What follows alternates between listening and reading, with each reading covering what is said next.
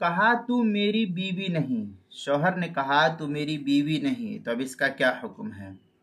چنانچہ اگر کوئی شخص اپنی بیوی سے طلاق کی نیت سے یہ کہے کہ تو میری بیوی نہیں ہے تو ایک طلاق واقع ہو جائے گی۔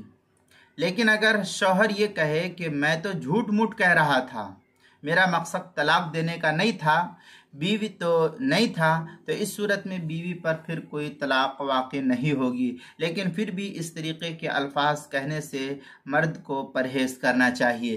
اس مسئلے کو مستفاد کیا گیا ہے فتاوی دارالعلوم دیوبند کی 9ویں جلد صفحہ 389 سے۔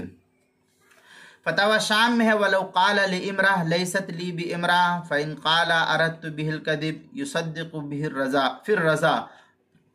اس طریقے کی عبارت جو ہے وَلَا يَقَعُ الطَّلَاقُ در مختار ما شامی جو کراچی کا چھپا ہوا نسخہ اس کی دوسری جلد صفحہ 623 پر اس کو نقل کیا گیا ہے۔ فتاوی ہندیہ اس کی فتاوی ہند میں ہے وَإِنْ قَالَ نَوَيْتُ الطَّلَاقُ يَقَعُ الطَّلَاقُ فِي قَوْلِ أَبِي حنیفہ۔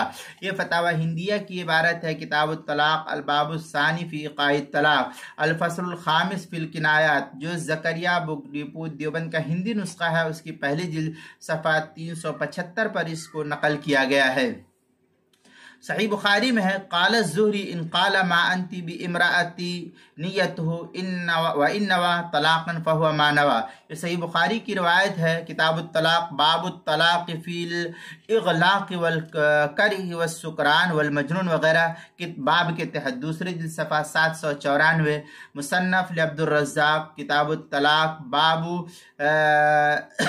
لست لی بامرأ جلد نمبر 6 صفحہ نمبر 368 حدیث نمبر 11224۔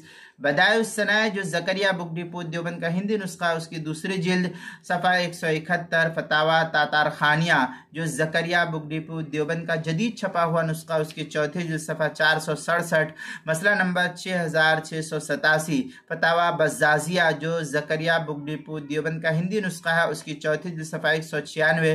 خلاصۃ الفتاوی جو مکتبہ اشرفی بک ڈپو دیوبند کا ہندی نسخہ ہے اس کی دوسری جلد صفحہ 97۔